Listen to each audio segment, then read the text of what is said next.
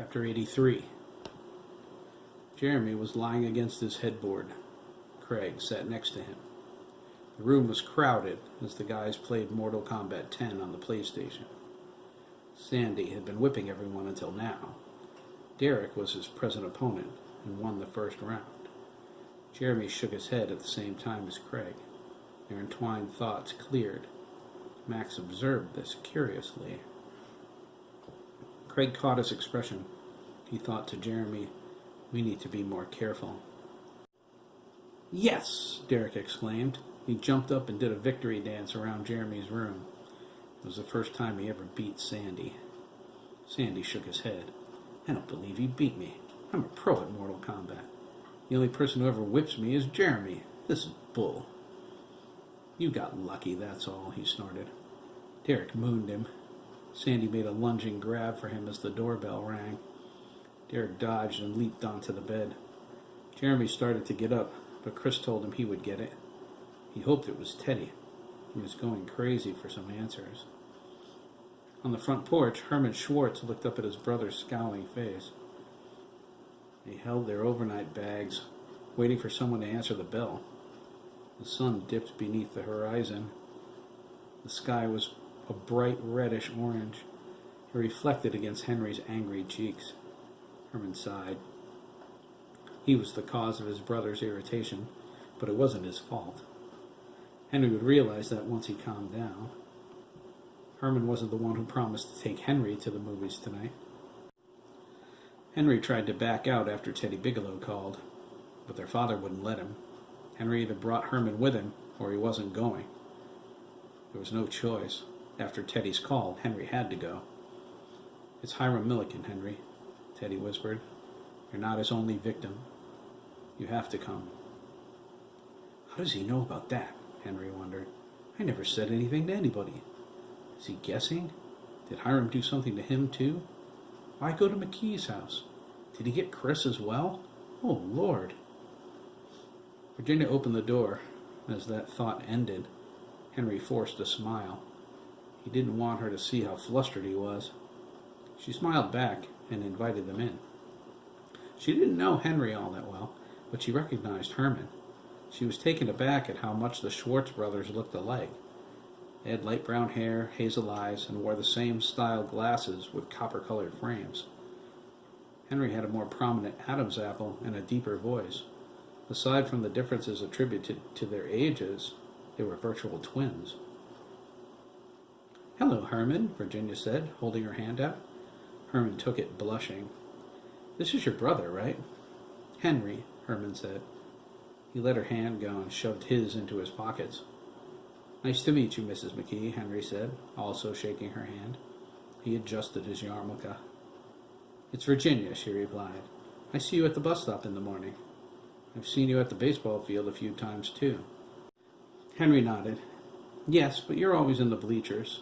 My parents like sitting in the shade by the left field foul line." "That's right." "We still hear you, though," Henry grinned. Virginia laughed, embarrassed. "I think the whole town hears my mom at Jeremy's games," Chris said, from the top of the stairs. "It wouldn't hurt for you to come once in a while, young man," Virginia turned, feigning irritation. She placed her hands on her hips. "Shia," Chris cried. "Excuse me?" "I'll squeeze you," Virginia said, waving her index finger. "How many kids are coming tonight? You've almost got an army here already." "Just Teddy," Chris replied. "As far as I know."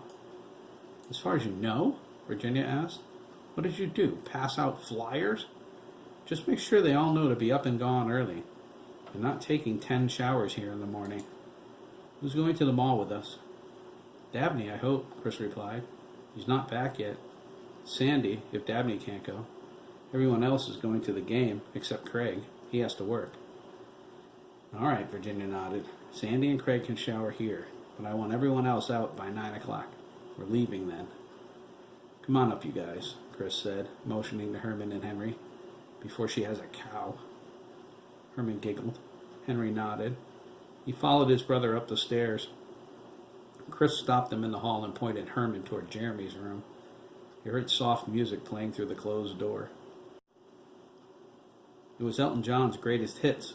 much to Sandy's chagrin. He was a headbanger like Matt. Jeremy liked Elton, so that was just too bad. Henry frowned as Chris led him the opposite way toward his room.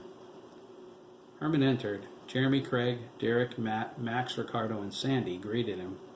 They crowded around the PlayStation. It was Jeremy's turn now. Derek was surprised he was beating him. They played each other numerous times in the past, and Jeremy always won. He would be winning now, too, if not for Craig. Craig kept thinking about what moves he would use. He was blowing Jeremy's concentration. Chris noticed Henry was keeping him at arm's length. He frowned, wondering if the rest of his life would be like that. Henry was irritated and distant, which convinced Chris whatever Teddy was up to involved Hiram, unless Henry was just a homophobe. He sat on the edge of his waterbed and placed his hands in his lap. Henry sat in the beanbag chair. He crossed his arms. "I take it Teddy invited you here," Chris said, not hiding his annoyance at Henry's attitude. "Invited isn't the word I'd use." "Do you know why?" Chris asked. "No, I don't, Chris," Henry replied. "Why don't you tell me?" "I would," Chris sighed, "but I don't know either." "Look, McKee," Henry said, standing. "I don't like this. You're messing with me. You know as well as I do this has to do with Hiram, and don't tell me it doesn't." "All right," Chris replied, glaring at him. "I won't. I suspected that, but Teddy didn't say much. He said he wanted to sleep over and asked me to invite all the guys who were here, and said he was bringing a friend. I assumed that friend he meant was you, although I don't know why Herman's here." "My father wouldn't let me come without him," Henry said, sitting back down. He shook his head. "We need to talk, you and me, and no nonsense. I'm not in the mood. After what happened with you and Dan Mellon, I already don't trust you." "Fair enough," Chris scowled. "I'm going to tell you, though, if you're half the dick you're acting like right now, you may as well just leave. I don't need any of your attitude, and for the record, I don't trust you very much either." Just then, the Bigelows pulled into the driveway. Teddy kissed his father on the cheek and climbed out of the car. He had a clean change of clothes in a brown paper sack. He waved as Robert drove away, headed back to work. Teddy stood at the McKee's front door, waiting for the word. "Proceed, Master Bigelow," Miss Adler's mind voice said, inside Teddy's brain. "I have arranged for Jeremy, Craig, and Herman to leave shortly. Use the time wisely. My enemies conspire against me, and time is short." "I understand," Teddy said, and pushed the doorbell. Chris told Henry to wait a minute while he slipped out to answer the bell. He zipped down the steps and cut Virginia off as she came out of the kitchen. He opened the door for Teddy. Teddy smiled at Chris, flashing his braces. There wasn't a hint there was anything amiss from his expression. Chris wondered if he was wrong about Hiram. "Who is this handsome young man?" Virginia smiled, holding out her hand. "Teddy Bigelow, ma'am," Teddy replied, his blue eyes shining. "Come on, Mom," Chris whined. "I told you Teddy was coming. You see him at Mass every Sunday." Virginia replied, "I know that, silly. Teddy's never been here before. I was just trying to be sociable." "Gag me, okay?" "Man, you're cool," Teddy said to Virginia. "My mom usually gives my friends the third degree the second they walk through the door." "We don't do things like that around here, Teddy," Virginia said.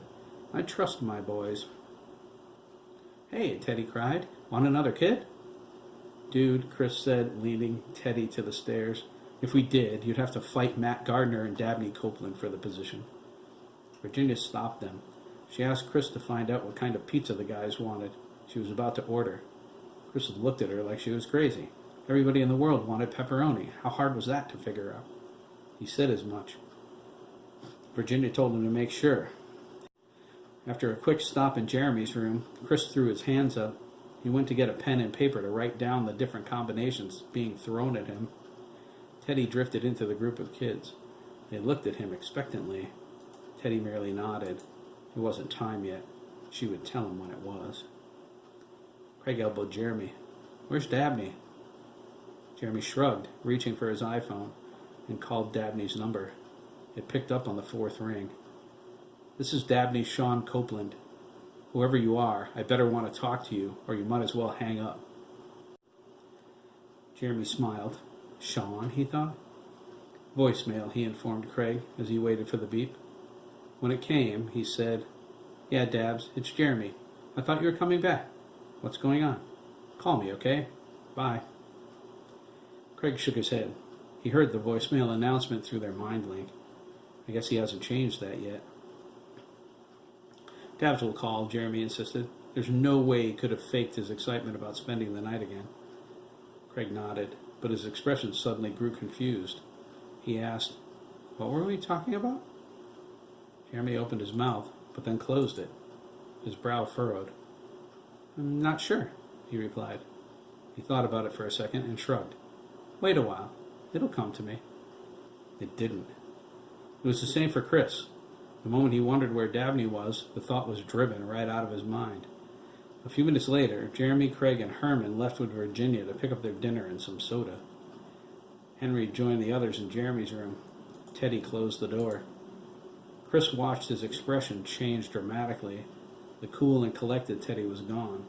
A very nervous-looking, frightened boy replaced him. Now, Teddy, Ms. Adler's mind voice said, just as we discussed, tell them what they need to hear. I'm not going to hold your pain back much longer. Tell them what he did to you, but do not mention me. Teddy frowned. The reason I asked you guys to be here, don't you want to wait for the others to come back? Matt interrupted. He was puzzled. Jeremy's going to want to... No, Teddy cried, his eyes filling with tears. If I don't do this right now, I never will. Then do it, man, Max said. Teddy spoke. Their hearts pounded in horrified disgust as he told them in gruesome detail what Hiram did to him the night he slept over at the farm.